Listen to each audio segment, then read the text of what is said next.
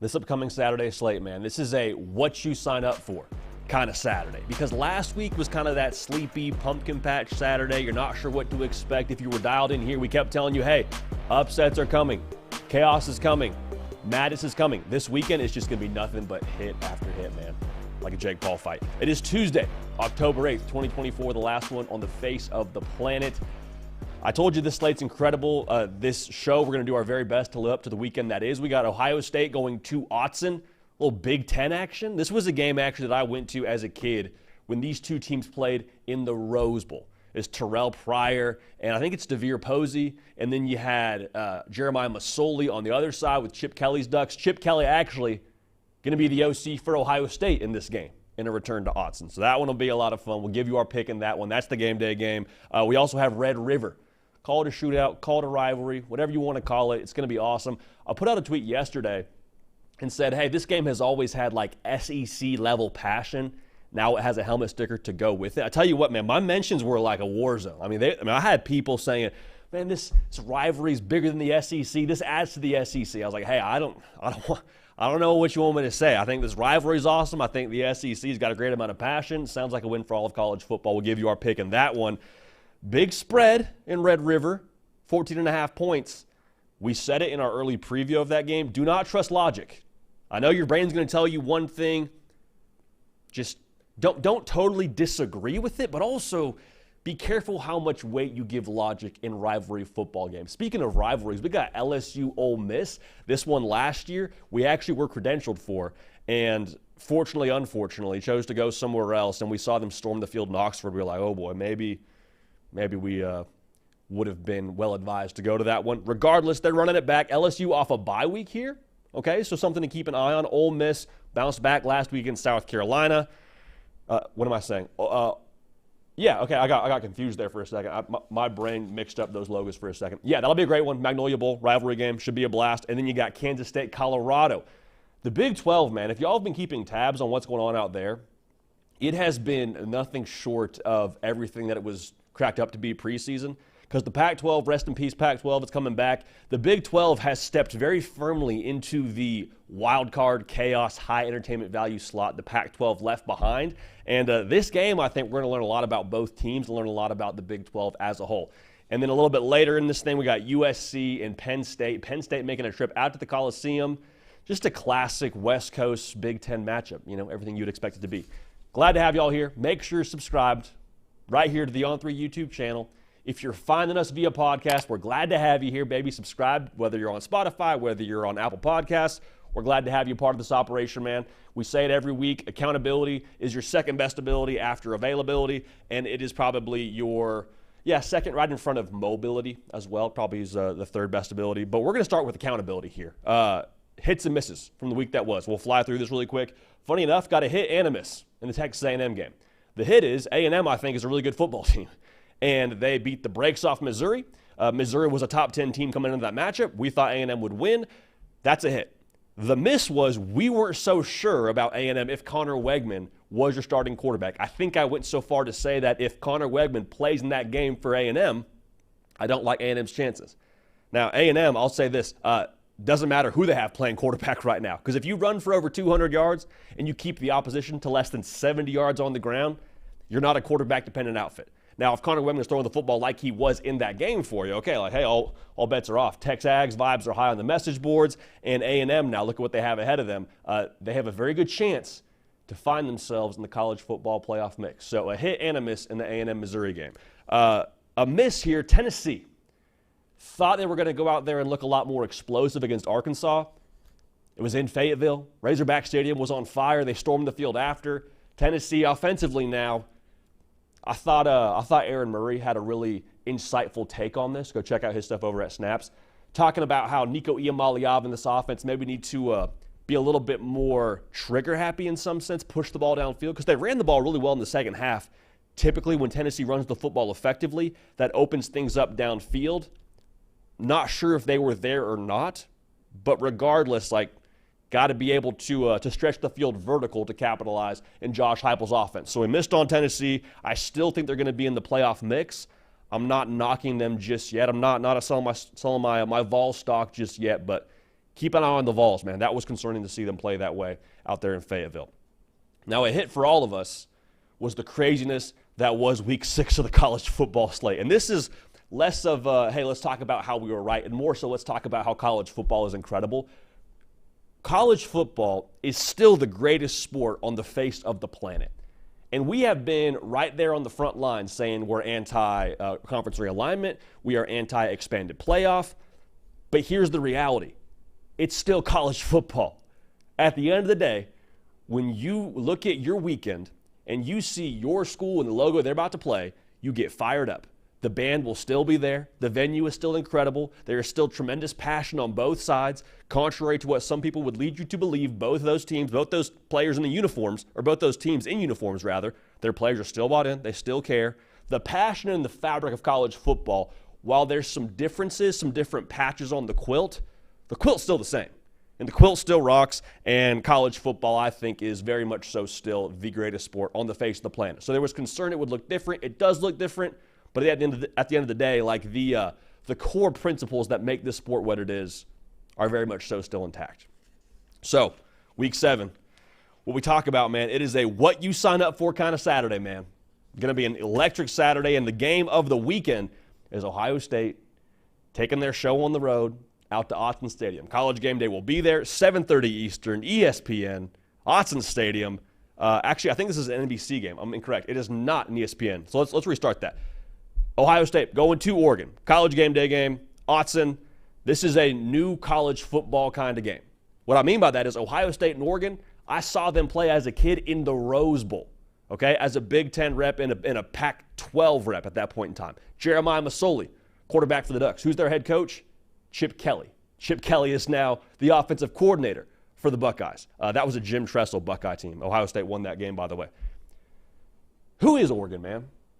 Because I think it's been a very public discussion as to what was expected of them in the preseason and what they've been to this point in the year. Those first 2 games, man, it was like, I don't know, maybe Oregon's got some potato allergy none of us know about because they struggle against teams in Idaho. Against Idaho, it looked very, very lackluster in their first game of the season. You say, okay, first game of the season, chalk it up to them just kind of figuring things out on the fly. Okay, cool. Next game, Boise State, another team from Idaho. Takes them down to the wire. It takes a last-second field goal for Oregon to win that football game. So concern starts to grow. Now, give Oregon credit. The last 3 games, they've been rolling. Destroyed Oregon State, dismantled Michigan State, dismantled UCLA, not necessarily in that order. This is a chance now, I think, for Oregon to make a statement to who they are in 2024. Yeah, started a little bit slow. Maybe when you get a transfer portal quarterback and try and install some new portal pieces on defense, it takes a second. But if they go out there and look sharp against Ohio State and win this football game, there should be no more discussion as to, well, who is this Oregon team? This Oregon team is for real if they beat the Buckeyes. So let that be known. For Ohio State, man, it seems like every single year it's this build-up to the Michigan game. That Michigan game I don't want to speak to authoritatively just yet because we'll see what Michigan is at the end of the year. Probably not going to have the same juice as they've had the last couple of years being the Big Ten champions. So this is going to be, I think, the best stress test we're going to get all year on Ohio State. And not to say anything less of the Big Ten, but this will be the game that we try and judge Ohio State by going forward. This is the litmus test. And they've been, I want to say, a little bit more tested when it comes to competition they've played. Not necessarily overall. I would say they have a better opponent on their schedule than Oregon does. I think Iowa's a better football team than maybe that box score gave credit for. But Ohio State handled business against Iowa. If that was the dress rehearsal for the Oregon game, Ohio State looks ready to roll and firing on all cylinders. So what's going to determine this game, man? I think for Ohio State, a big part of this is how much they can force the Oregon defense to commit extra resources to stopping the run. To put it simply, do you make the Oregon defense say, hey, actually, we got to add extra guys into the box because Quinshon Judkins and Travion Henderson sprinkling a little Salt Bay of Will Howard there, they're gashing us. Because, Ohio State, again, they haven't played the creme de la creme of college football to this point in the year, but they're still averaging 6 yards a carry, top 5 in America. I don't care who you're playing against, 6 yards a carry, especially with Iowa factored into your schedule. It's pretty good. So if you force Oregon to add extra pieces in to stop the run, well, here's the reality. You have an Avenger on the perimeter in Jeremiah Smith. I don't care how old he is. You got Emeka Egbuka, who had 3 touchdowns against Iowa, and is a 1,000-yard receiver in his own right, to where if you give them a matchup, I think that favors Ohio State. Now, the Oregon secondary is solid. They've been one of the best teams in America in terms of yards per pass allowed. They're top 10 in that category. But again, I think like the Monstars that Ohio State has, you give them one-on-one with a little less attention because they're trying to stop the run, it's going to favor Ohio State. Now, for Oregon, it's all about their offense running in rhythm. What does that mean? Will Stein, I thought it was really insightful. The commentators on the Michigan State-Oregon broadcast talked a lot about 2.5 seconds is the shot clock in which they want Dillon Gabriel to catch the snap and get the football out to a playmaker. All right, they want this thing humming. So what that means is if the ball is getting out quickly, that's going to minimize the impact the Ohio State defensive line is able to have, right? Because like we talk about some of the top defenses in America, Ohio State is in that conversation, if not the first team you mentioned in that conversation. But JT Tuimoloau and Jack Sawyer are not able to have their say in this game if Dillon Gabriel is catch, rock, throw, balls out to Tez Johnson, ball is out to Evan Stewart.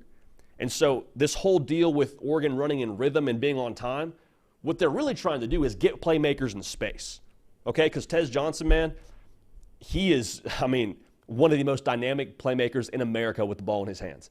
And Oregon knows that. There's a reason why they force-feed him the football. There's a reason they want to get him double-digit catches. They've done a good job of doing that throughout the course of this season. Getting the ball to their playmakers in space is a win for Oregon.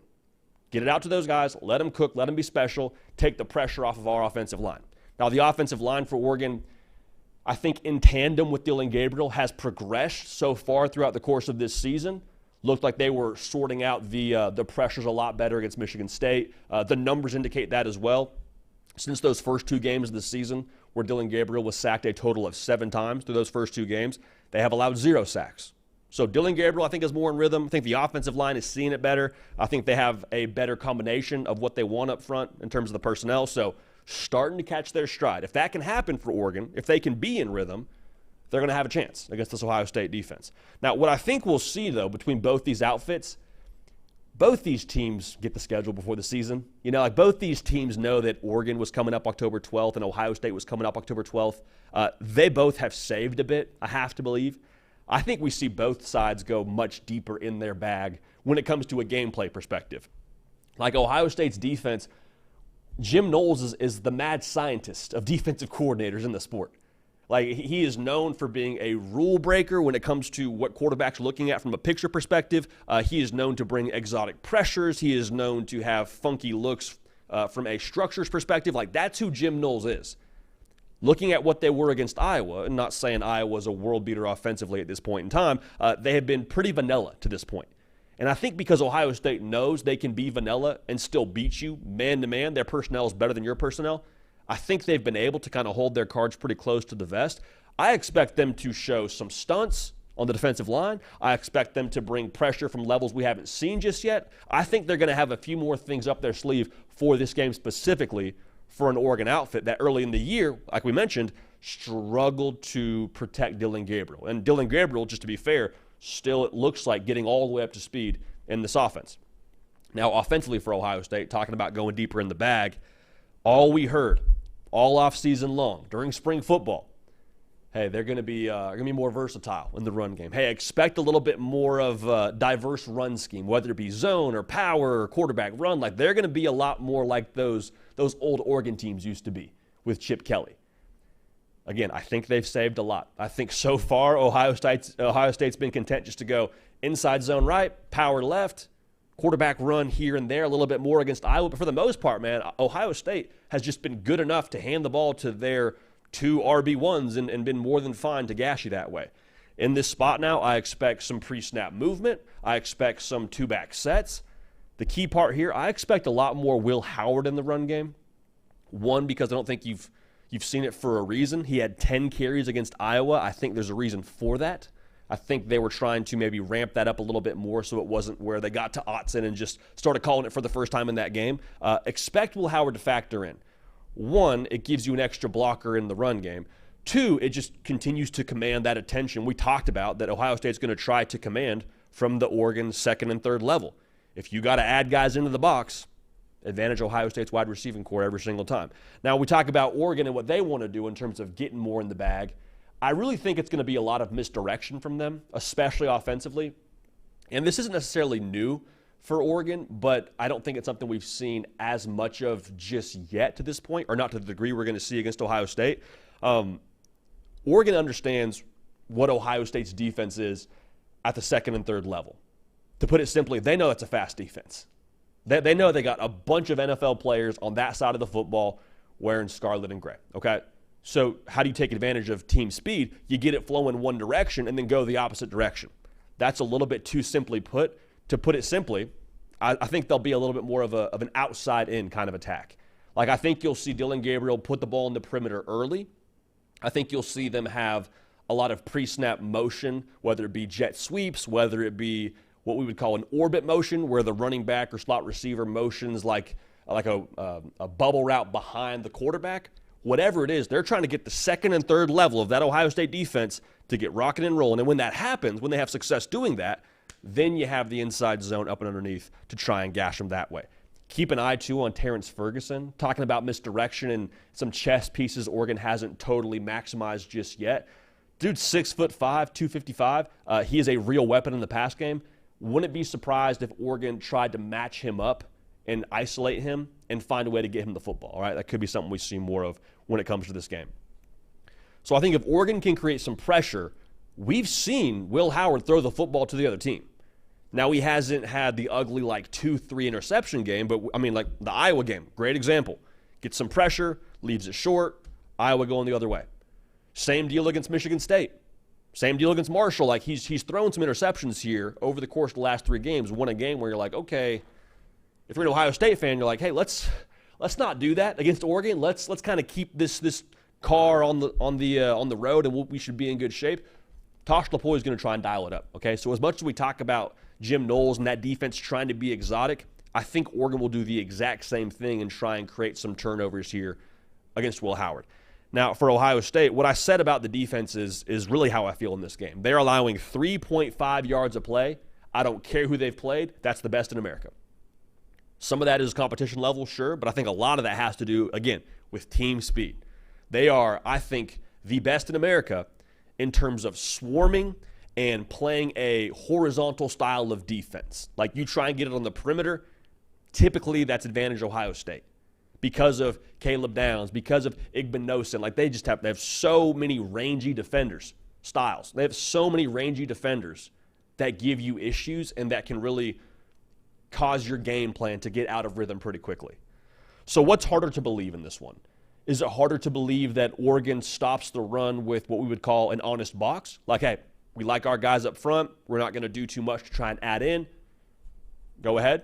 And they stop the run that way. Is that more believable? Or is it more believable that Will Howard plays well enough on the road in, I would say, as difficult of an environment as he's played into this point in his college career, in his first year with a new team, with a new system, that propels Ohio State to a win? Because make no mistake, I think in this game now, Will Howard will have to make some plays. Everyone loves the idea of, oh, man, Will Howard's just there so he doesn't mess it up. So Will Howard doesn't give the football away too many times. That's Ohio State's formula, man. Just Will Howard, play your part. Yeah, play your part, but make some freaking plays, man. That's what it's going to take in this game. Do not get it twisted. Will Howard will have to make some plays for Ohio State to win this football game. Now, I personally think that the two-headed monster in the backfield for Ohio State and the overall just defense that Ohio State has, again, the caliber I think is not yet found their peak just yet. I think they do in this game. I think Ohio State goes into Autzen. I think they win this football game. I think Will Howard in the run game is the X factor, and I think ultimately Ohio State not just wins but covers that 3.5-point spread. So we'll take Ohio State, and I think this is maybe just round 1 of this game, but regardless, man, going to be a good time. Can't wait for it. Bucks get round 1 against the Ducks. Curious to hear y'all's thoughts on that, man. Now, I will say this too. The Ohio State faithful have been consistently in my mentions because preseason now, during our predictions, I said I think Oregon beats Ohio State 3 times. Clearly, we do not still feel that way. And I'm curious to see how that one unfolds, man. Curious to see how that one unfolds. Should be a good time. Appreciate everyone tuned in live. Make sure you have subscribed to the On3 YouTube channel. Got a lot more on deck for you. I spoke to our preseason predictions. This Thursday, we're going to hit the reset button on our predictions. All right? It is going to be a halfway point. We did this last year, doing it again right now. At the halfway point, reset. Okay, what do we know? What do we think now in terms of the college football playoff field? Again, that Ohio State-Oregon game is on NBC, all right? Not on ESPN. So College Game Day is on ESPN. They'll be there, but that game is on NBC. So if you go to ESPN looking for that game, you will not find it at that point in time. All right, this show is brought to you by our friends over at Prize Picks. Got a Prize Picks play a little bit later in this show for you, okay, in the Kansas State-Colorado game. Got a square I really like, so we'll talk about that when it gets here. But I'll just say this. Y'all have crushed it using code HARDCOUNT. The folks at Prize Picks see it. They say, wow, you got some sickos dialed into your show. We say, we know. Thank you. Let's keep rolling. Again, code HARDCOUNT. When you play $5 in lineups, you get $50 in promo funds. We have been hot, all right? We have been hot. I'll say that right now. If you want to follow us, tremendous. If you want to fade us, even better. But right now, we have been hot. Big hit for this past week. It's Sickos Hour. We're watching Miami Cal. I love doing the halftime plays for Miami Cal, or for just any time of the late night games especially. Cam Ward's fantasy score was set at 13 in the second half. I was like, if Miami's coming back, it's because Cam Ward puts on a show. I think he'll throw like at least 2 touchdowns to make it interesting. So we took the more there. And then Jaden Ott didn't have, I think, more than like 5 rush yards at that point in the game. His number for the second half was set at like 42. We took the less there, put some guap on it, and we were off to the races, and we did, in fact, hit that one. So, again, code HARDCOUNT, $5 in lineups, $50 in promo funds. We appreciate y'all being dotted and appreciate y'all using that code. So here's a fun one, man, and this is one that I think the spread is deceiving. Texas is favored by 14.5 against Oklahoma. Call it the Red River Rivalry. Call it the Red River Shootout. It's Red River. It's 3:30 Eastern, ABC in Dallas, Texas. This to me is one of those games that just is everything that is good and right with college football. This rivalry now has an SEC sticker on it. I think that's a good thing. Not that it matters that much. I don't think it impacts the rivalry per se, but I will say this game has always had the highest amount of passion. I think the SEC can have the discussion that they have as much passion as any other conference in college football. We got in trouble on Twitter saying that yesterday from the folks in our mentions, but it is what it is. We stand on business, still feel that way. This is one of those games you sign up for as a college football fan, right? Those 2 logos should be a little bit more of a crisp October. I don't know if it'll be that way in Texas necessarily, but it's a crisp October for us watching here in Nashville. The beautiful part about college football is when you have these logos together, or any rivalry game, you have to kind of take common sense with a grain of salt. Because common sense is telling you, hey, Texas, they should roll. 2-touchdown favorite. Oklahoma's playing a true freshman quarterback. Like, they should roll, right? I don't know. History would tell us that this game, regardless of what either team has done to this point in the year, is going to have more than a puncher's chance. And they'll bring their best to the table, okay? Last year, a great example. Texas beats Alabama week 2. They're the darling favorite to make the college football playoff, which they eventually did. Walk into this game, Dylan Gabriel runs for over 100 yards. That was the way that thing went, and Oklahoma won that football game. Now, for Texas, man, going back to what I said about how last year went, last year was a really good football team. They did not reach their ultimate goal. Like, I keep going back to this conversation from SEC Media Days because I think it's telling. Jahdae Barron, DB for Texas, came back this year. We sat down with him at Media Days and asked him just the vibe of the team. And he said, man, we're angry. We're angry because we didn't accomplish our goal from a season ago. So I think based on that conversation, Texas believes they were good last year. They weren't great. Great teams in this game handle business. All right, Texas, you want to be a great team? Go beat your rival because everything is lined up for you to get that done. True freshman quarterback, breaking in a new offensive line. Oklahoma had to get some Sooner magic to beat an Auburn team everyone has questions about. Like, if you are who you believe you are, if you're Texas, you handle business. Now for Oklahoma, man, a win for them in this game against top-ranked Texas, that would rebrand their entire season. Because everyone right now is saying, well, Oklahoma, they lost to Tennessee, and I just mentioned the Auburn game, how close that was. But if they go beat top-ranked Texas, think about how differently you view the rest of your season in terms of who you're lining up against. Like, they got a game at Ole Miss, at Mizzou, Bama, at LSU, like all those games. Now, if you can beat Texas, you say, well, why can't we beat those teams? Why can't we hold our own against the Alabama team? They just got beat by Vanderbilt.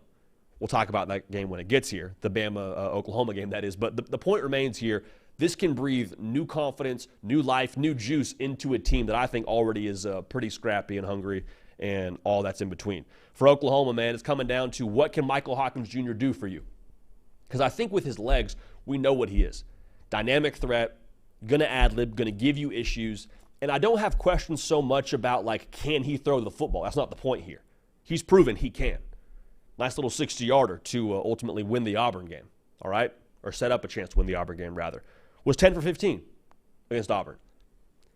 The thing is, man, like, this is college football. This is a really good Texas outfit. This stuff is hard, okay? Like, this is a hard deal as a true freshman to step into this spot and to be able to throw the football at a high level for any true freshman, okay? How does he handle all of that? How does he handle learning on the fly? How does he handle the pressure of the moment? And going back to the original question, how multidimensional is Oklahoma able to be with him at quarterback? Because I think he has proven now he gives you the best chance to win.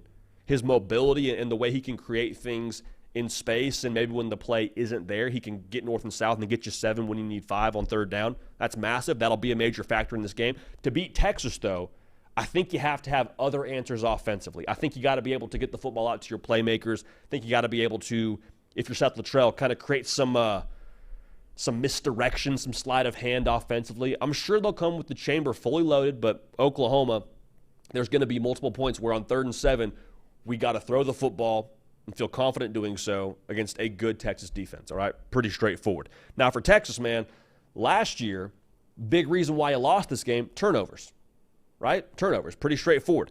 Quinn Ewers now, a year older, a year wiser. He will be back in this game, pretty safe to assume. Is he seeing the whole picture, right? And I'm not saying he wasn't seeing the whole picture last year, but we just understand this. More experience, the game slows down for quarterbacks. Quinn Ewers right now, if you go back and watch that Michigan game, that's a good Michigan defense now with multiple NFL players. Could be 3 first-round draft picks on that defense. He was seeing it all. And Steve Sarkisian had a game plan there where he was just in his Hogwarts bag. There's no way around it. But whenever you play the Oklahoma defense, they're going to be complex. They're going to be aggressive. And we talked about it in the Tennessee game for Oklahoma. It's great to be aggressive as long as you understand now if a quarterback has got your number and is seeing it the correct way, there's some big plays on the other side of that pressure. You can't bring pressure and also cover the real estate behind you. Like, it's the way that football and, quite frankly, the law of nature works, okay? So for Quinn Ewers, if he can go the right place with the football and diagnose the defense and deliver like a midwife, I mean, there's going to be big plays to be had, okay? Isaiah Bond, I think, is the guy to watch here. Xavier Worthy, even in a loss last year, had a very big game, in big part, I think, because of his speed and because of what Texas was able to do to get him the football in space. I think that's Isaiah Bond. A guy I'd also watch is Matthew Golden. So both those guys getting the ball in space, Quinn Ewers being able to diagnose it all and process it all properly could make the difference. Oklahoma, they have a sack rate of 11%. That is not accidental. That is not like, oh, we rushed 4 and got there with 4. Like, they will bring pressure, okay?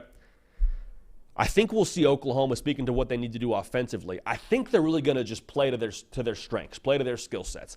And they did a good job doing that against Auburn. They got a dynamic quarterback, and Michael Hawkins Jr. Get him out in space. Get him on the perimeter. Give him a chance to put a defender in a bind and have a receiver behind that defender. And if he wants to try and cover Michael Hawkins Jr., great. We got a check down. If he wants to sit back there, okay, Michael Hawkins Jr., take green grass. I think it's going to be a lot of move the pocket, like I just mentioned, a lot of window dressing with some design quarterback runs, try and get that Texas defense off balance and let Michael Hawkins Jr. be special. I think they're going to do a lot to try and help him with quick game. All right? Now, with that being said now, I think Texas defensively, I expect them to play some pretty aggressive coverage. What I mean by that is I think if you're Texas, you will do everything in your power to take away the gimme throws, the easy access throws, the soft coverage throws, whatever kind of verbiage you want to put to it. They will force the issue against Michael Hawkins Jr. and try to force him to consistently make throws against what you would expect to be tight coverage. Okay, if he can do that, if that's how he beats you, you walk across the field, You shake Brent Venables' hand at the 50-yard line and say, Michael Hawkins Jr., you're that guy, all right? Now, speaking of that game going that way, like the Oklahoma upset script, which I think we at least have to acknowledge here, with them being 2 touchdown dogs, would really read very similar to last year's game in my mind. It would take turnovers. It would take dynamic quarterback play in the run game, and I think that's how you would find a way to get it done. Now, with that being said, I think the turnovers, to me, if you're Texas, would come from not being able to process the defense at a high level. Not saying that happened last year, but that would be what happens this year, in my estimation, and not having a game plan to help Quinn Ewers out. To me, I just think Steve Sarkisian is going to go into this game with an adjustable game plan. And all coaches do, I believe that, but I think that he'll have a couple of extra, if they do this, we do that. If they want to give us this coverage, we'll attack them this way. Like I think he's going to have a lot of answers to what Oklahoma is going to try and do. So for that reason, I'm going to take Texas. I wouldn't touch the spread. Just between you and me now, this is just you and I talking, I would not touch the spread. 14.5 feels like a sucker bet. If it hits, let it happen. But again, rivalry game, freshman quarterback, dynamic quarterback, like this screams to me, do not touch this spread, all right? So I'll take Texas to win 33-20. Again, I think if you had to pick a side here, Oklahoma, I think they cover that if you're asking me to pick against the spread. But again, I would not touch it. Feels like a horrible, horrible play there. It's one of those games that I always love that we get that game like in October, so we get it before rivalry weekend, but it just has its own stage. The atmosphere is incredible. Like again, if you're watching anywhere but Texas, it's usually pretty crispy weather. So that's gonna be a fun one, man. Now, speaking of fun ones, man, this is a Sickos Hour special. Kansas State going to Boulder, Colorado. K-State, 4.5-point favorite, 10:15 Eastern. ESPN. This is super intriguing, man. Super intriguing because I can't figure out the Big 12 right now. Like preseason, we had Texas Tech as a team in the Big 12 title game. Right now, Texas Tech is undefeated. BYU is also undefeated. Speaking of both those teams in the context of conference play, so we're on the same page there. But like Colorado, they don't have a loss in Big 12 play. Kansas State, they got 1 loss in Big 12 play. So I think we start to get a little more information on where this conference is going to end up at. Spoiler alert, I think it's going to be Hunger Games kind of style the rest of the way here. I don't think you get more than 1 Big 12 team in the college football playoff. So with that being said, man, if you're Colorado, this is your chance. And we've kind of said the same thing about Colorado the last couple of weeks. They go out there, we say, hey, it's your chance, Colorado, make a statement. Win the game, make a statement. And so now I think the test has worked up to this point to where if you're Colorado, again, 1 loss, no losses in Big 12 play, you got a team coming in there that I think is actually, if you made me pick today, I think Kansas State is the best team in the Big 12. I know they lost to BYU. I get it, but I think if you gave me a chance to remake our prediction, and maybe this is kind of a spoiler alert right here, I think Kansas State is in that best team in the Big 12 conversation, all right, to put it simply. So if you're Colorado, and they come to your place and you beat them in a similar style in which you beat UCF, and this spread is a lot smaller than that game was. That spread was 2 touchdowns. This spread is Kansas State minus 4.5. You beat the brakes off Kansas State. Like, Colorado is pouring up shots of shut-up juice to everyone across America, myself included, and we would have ourselves a nice little sip from that. That's what Colorado has a chance to do right now, is just turn down all the volume, all the talk, all the external noise around what they are or what they're not. You beat Kansas State at your place in a definitive fashion. Shut up, juice. Rounds. Everyone. On Coach Prime. Now for Kansas State, kind of what we said at the top of this thing, I'm trying to figure out who they are. I think they're a really good football team. They have shown multiple spurts of not being a good football team, even in wins. Like wins over Tulane, it was a 1-touchdown game, and Tulane honestly might be better than most people give credit for, but I don't know about Kansas State just yet. Even against Oklahoma State, like you won that game decisively. Alan Bowman went for over 3 bills. Like the defense has been opportunistic. They also have some issues. So the benefit here for Kansas State is if you're going to get right, getting right against Colorado has some luxuries to it in the sense that everyone is watching Colorado. I know this is a 10-15 Eastern kick. It will do a crazy number when it comes to viewership. Why? Because it's Colorado. So essentially, if you're Kansas State, you got a megaphone right now to make a statement to everyone as to who you are. What are you going to do with it? We said this multiple times. Every preview, every early look, every variable to take into account when it comes to Colorado, especially in this football game, it's all about the game flow. All about the game flow. Can Colorado force Kansas State out of who they want to be? Because Colorado is a 61% pass of the football team. Kansas State is a 57% run operation. Okay? Now, you can't run the ball at a clip of 57% if you are behind by 14 points. All right? And I mentioned the Colorado pass number there. One, that is down, I believe, from what it was last year, so they're trying to have some more balance. But two, Kansas State's not great against the pass. I alluded to that a few minutes ago. They're allowing 280 yards per game through the air. Can we just have a candid conversation here? Most people already know this. If you don't know this just yet, let's talk about this. Shedeur Sanders is incredible, okay? And I don't want to be too hyperbolic, but the vibe I get from him is a similar vibe I got from Michael Penix Jr. last year, in the sense that any given game, the matchup may not favor Washington, but with Michael Penix Jr. being able to just dot you up at will, like that could be the difference. If we like our matchup on the perimeter and we win our matchup on the perimeter, that might be the difference. And that might be the difference in this game, especially if they get out to an early lead. I don't like Kansas State and Avery Johnson trying to throw their way back into this game. Not saying they couldn't do it, but I don't like their chances. Again, Colorado starting fast, getting to a 10, 14-point lead. Kansas State has to get out of their 57% run kind of ratio.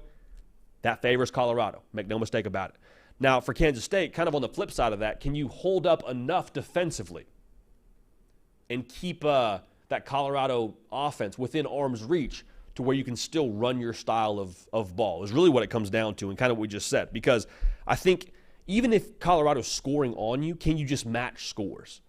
Because if Colorado goes up 10, let's call it 10-3, you can still run your offense. Where you can't run your offense is 21-3. At that point, you're out of your game. I think this is a game now too where you got to have Avery Johnson be special. Have to have him be special. I'm expecting a heavy dose of quarterback run. Why? Because Colorado, we're all aligned here. We've seen them struggle to stop that against Baylor, against North Dakota State, heck, even against UCF, and they beat the brakes off UCF. KJ Jefferson got his on the ground. I think Avery Johnson is the most dynamic athlete at quarterback they've had to play against. He's averaging 7 yards a carry. Again, not by accident.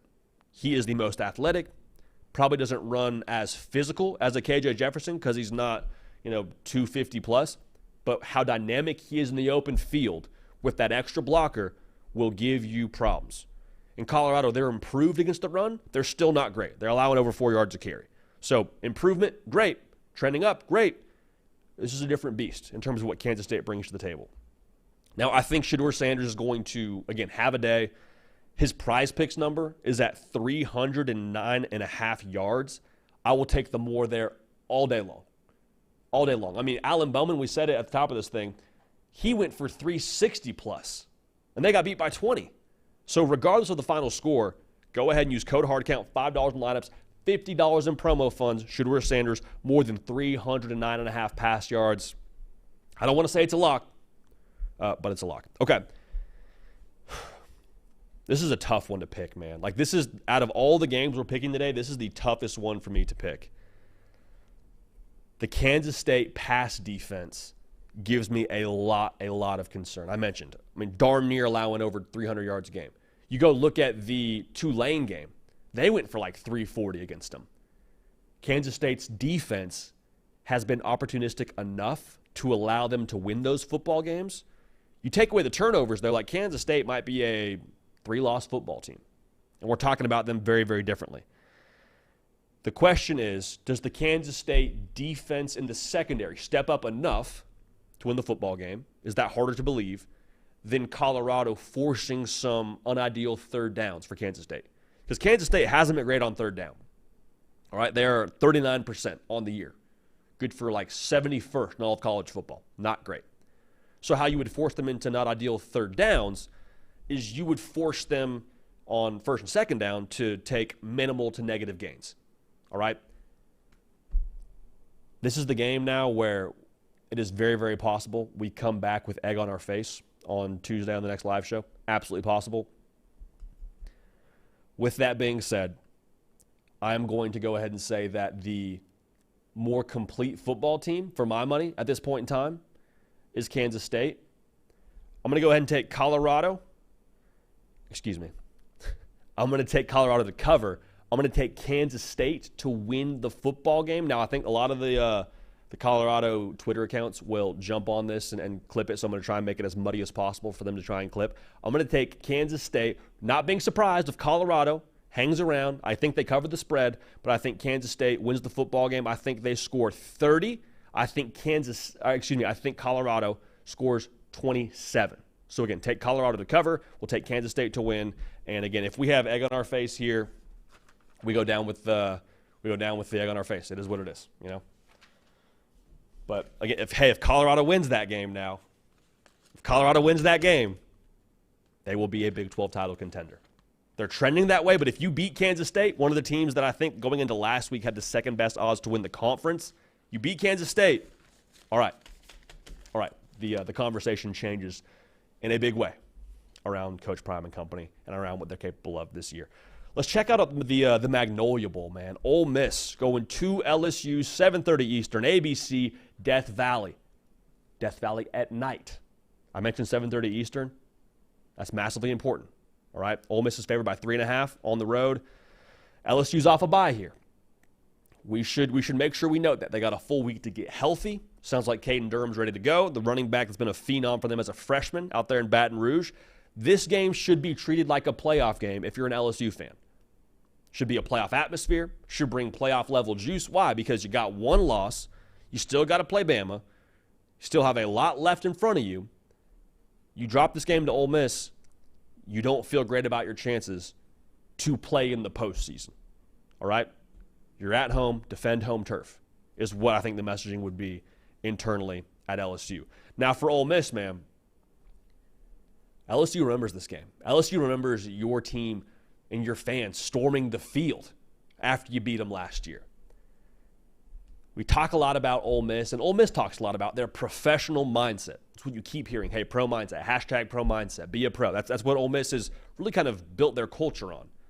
If you want to have a professional mindset, this is going to be the best test we've seen for Ole Miss to this point in that regard because of all the things surrounding this game.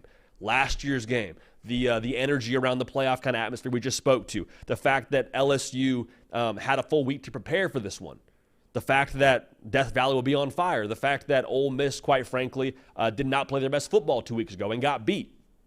Collect yourself. Can you go into a hostile environment and find a way to win?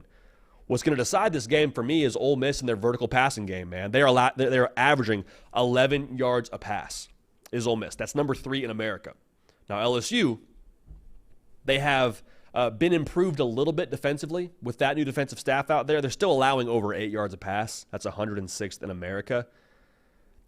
Ole Miss, I believe, lost the Kentucky game because those deep shots that they usually connect on, the Kentucky DBs just made some great plays. Like I don't know what to call. I don't know what to tell you. I don't know how to call it. Like that was the difference in the game. Was the fact that the Kentucky DBs were disruptive enough to keep those what are typically the fireworks, the backbreaker kind of plays. Those weren't there.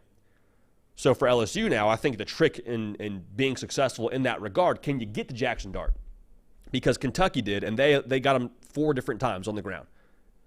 LSU has a top 5 sack rate. All right, 10.8%. Can you wreak havoc and force Jackson Dart to have that shot clock sped up a little bit and force him out of his comfort zone? And maybe even to put it more simply, like, can you just keep him from having the time to push it downfield? Because if you get beat and it's from Ole Miss having a 12-play drive and they're just checking it down all the way across the field, like, you don't love that, but I think you can live with that a little bit easier than explosive play after explosive play and Ole Miss is striking up the band. That would be what you do not want to do.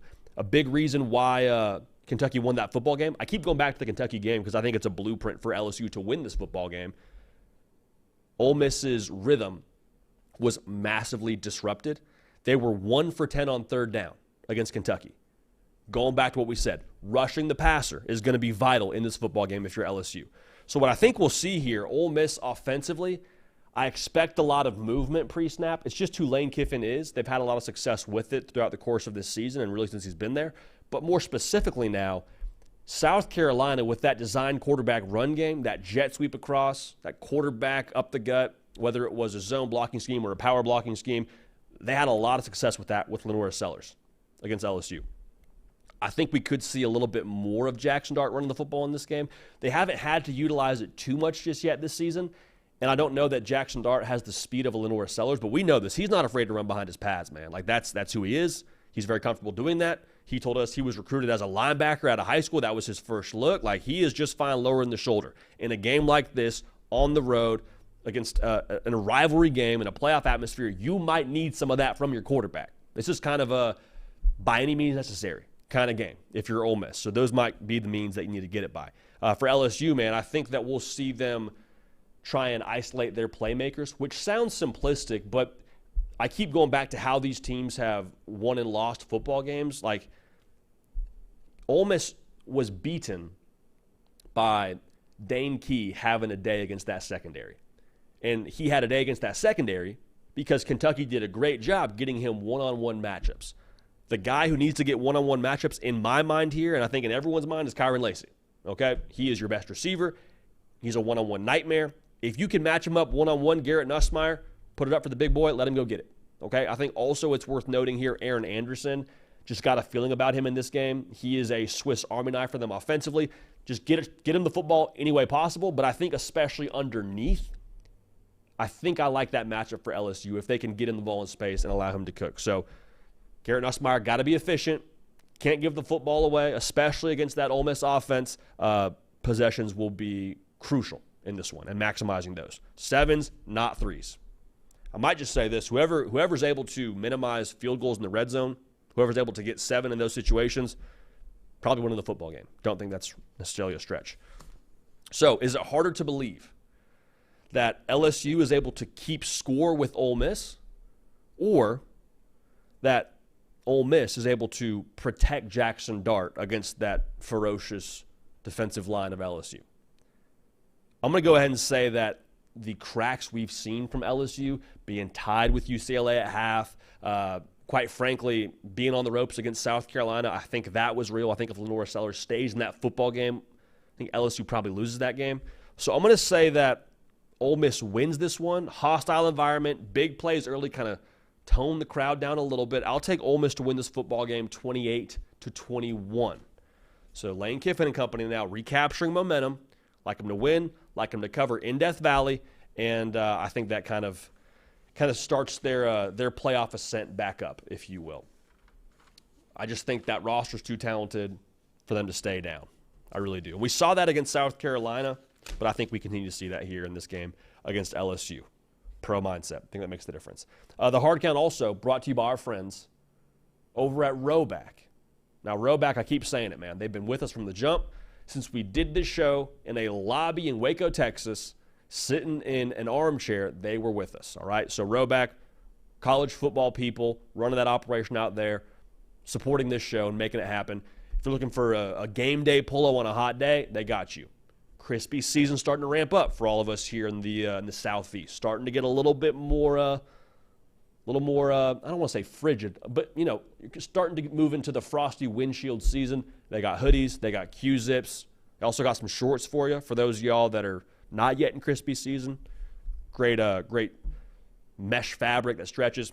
Awesome stuff from them. They've also now been leading the NIL charge. Guys like Jalen Milroe, Quinn Ewers, Caleb Downs, among others. They're becoming the go-to brand for college athletes. So use code JD at roback.com.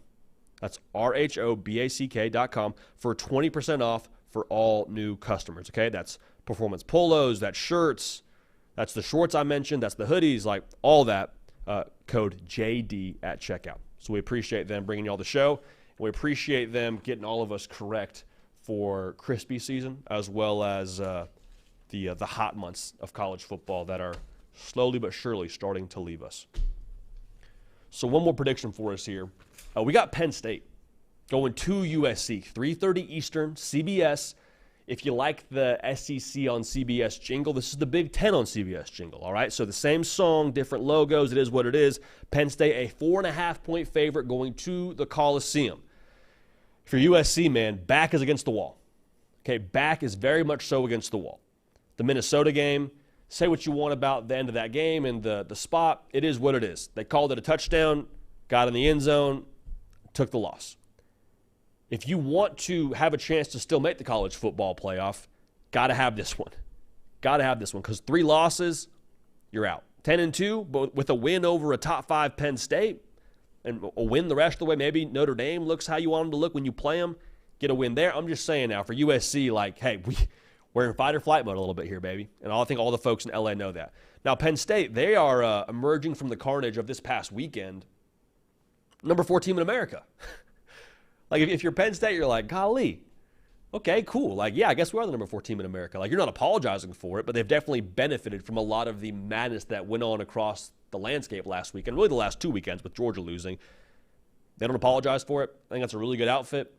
How they play in this game, I think, if they're able to beat USC, you're staring down the barrel of, I guess, Ohio State being your toughest test. But outside of that, you feel pretty good about yourself if you're Penn State and their chance to make the college football playoff. So I think for Penn State, what we just said about, this game being the, not the last hurdle to clear, but maybe the most impactful hurdle to clear for them. Because if you win this game and you got Ohio State all that's left, you feel pretty good about the college football playoff and what you can do there. This is like that pop moment for them. This is that moment that we talked about even before this weekend. This was that moment where Drew Aller, the Andy Koltanecki offense, has got to emerge because I think USC will come out swinging. It may be a game where you got to score with USC, okay? Now, we'll talk about the defense in a second here, but Drew Aller is averaging 10 yards a pass right now. Last year, averaged 6.8. The proof is in the pudding. The West Virginia game showed us it's possible. It's real. Is it real in this game? Is it real against Big Ten competition? Remains to be seen. It's also worth noting, do we need to see it? Because USC is allowing 5 yards a carry. There's a very real possibility that Penn State just hands the ball to their 2-headed monster in the backfield, and that ends up being the difference, and they just pound USC into submission. It's possible. Now, for USC, we need to see the Lincoln Riley offense here. Didn't see it last week against Minnesota. These Big Ten defenses, I think, are superior to what you saw in the other conference. But we've seen the Lincoln Riley offense show itself against Wisconsin in the second half. Saw it early in the year against LSU. Need to get back to that. Because I think the best defense here for USC could be the offense. If you can force Penn State to have to score in the 30s with you, I don't know if they can do that. Not saying they can't, but they haven't revved the engine to that point consistently against good competition just yet. Okay? I think we do see Penn State lean pretty heavy on the run here. I think they'll keep it pretty simplistic. At some point, you're just we're not going to overcomplicate things. We just saw Minnesota run for almost 200 yards. We saw Michigan run for almost 300 yards. We're going to run the football. For USC, I think this will be the most aggressive game of their season from a game plan standpoint. I'm talking offensively, we're taking shots. We're getting creative. Zachariah Branch, he needs to get more touches, the receiver for USC. He is one of the most electric players in college football. They need to dial it up for him, whether it be speed sweeps, whether it be tunnel screens. Find ways to get number one the football. Again, I think he is the best player offensively for you that can create something. Jacoby Lane, also a stud. I understand they have other tremendous talents on the perimeter there. But with what they have available, Zachariah Branch, to me, needs to be a bigger part of the game plan if I'm Lincoln Riley and company. This is their last stand if you're USC. Speaking of the aggressive game plan, I think it's stack the box. I think that's what it is. Tell Drew Aller, hey, if you're going to beat us through the air, you're going to beat us with a vertical attack, great, but we're not going down, getting run on for darn near 200 yards like we did last week. At the end of the day, Penn State has a top 10 stop rate in all of college football. Shout out to Max Olson from ESPN for that stat. What's harder to believe? That USC forces Penn State to keep pace with them offensively, or that the USC defense just bows up and stops Penn State from being physical at the point of attack on the line of scrimmage. I don't know about y'all. This is not why I'm making this pick, but this is a big part of it.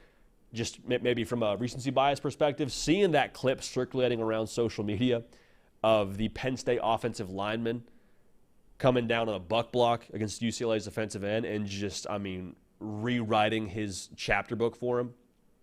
It's going to be a physical attack from Penn State. I think that ends up being the difference. And I think that ultimately Penn State, similar to what happened last week against Minnesota for USC, I think it's a similar script. I think Penn State wins the game. Kind of maybe Penn State touches 30, like a 31-23 type game, but ultimately I think Penn State just too much physicality for USC as they're still evolving. I don't think USC is a bad football team, but I don't think they have enough to beat Penn State on this day. So we'll take Penn State to win. We'll call that score 31-23, so the Nittany Lions win and cover. So we got some more predictions here, all right? We got some more predictions for y'all here on this show throughout the course of this week. Didn't even get to Alabama, South Carolina. Didn't get to Tennessee, Florida. So we'll have those for you on this show this week. Tomorrow, hotel playoff, who's in the penthouse, who's in the lobby, who's trying to find their way in, G5 party, lots of movement over there, so we'll have that for you tomorrow. And we also, on Thursday, like I mentioned, we'll have our playoff predictions, 2.0 for this college football season. Hey, this Saturday, or I guess this Sunday, there's going to be a Whataburger truck at the Titans game. So for all my folks in Nashville, this is for y'all. Get dialed in. There's going to be a food truck there from the good folks at Whataburger. We'll be there doing some content, and they're serving y'all some fresh, ready-to-eat, made-to-order, 100% fresh food served hot 24/7 from Whataburger, one of the easiest wins you're going to get all season. Again, that is this Sunday for the Titans-Colts game in Nashville. So dial in for that. Be a lot of fun. Again, we'll be there in person doing some content. Not sure what just yet, but excited to see y'all there. And we'll enjoy the game together, all right? So we appreciate y'all being dialed in. Appreciate Whataburger bringing y'all the hard count today. All right, again, that is this Sunday, October 13th. Looking forward to seeing y'all at the Whataburger truck. Looking forward to seeing y'all tomorrow. It's a wild week in college football, tons of great logo games, tons of great uniform games, and it's going to be madness. I said it yesterday. Actually, I said it this morning. If you have a friend or a family member who is on the fence about college football, maybe not opposed. If they're just opposed, let them be. But if they're like, I'm curious about this college football thing. I'm curious about why you're dialed in for 14 hours every single Saturday. This is the Saturday to allow them to sit on the couch next to you and get dialed in from sun up to sundown, all the way through Sicko's Hour. You got Kansas State going to Colorado. This is one of those weekends to show them, all right? So we'll enjoy this together. Back on the air tomorrow morning with, again, our hotel playoffs, which will be a lot of fun. But we love y'all. We appreciate y'all. Make sure you're subscribed. For Nick Brake on the ones and twos, for myself, JD Paquel, we are extremely grateful and lucky to do this for a job, and we appreciate you making that possible. We're going to keep this party rolling. We will see y'all next time.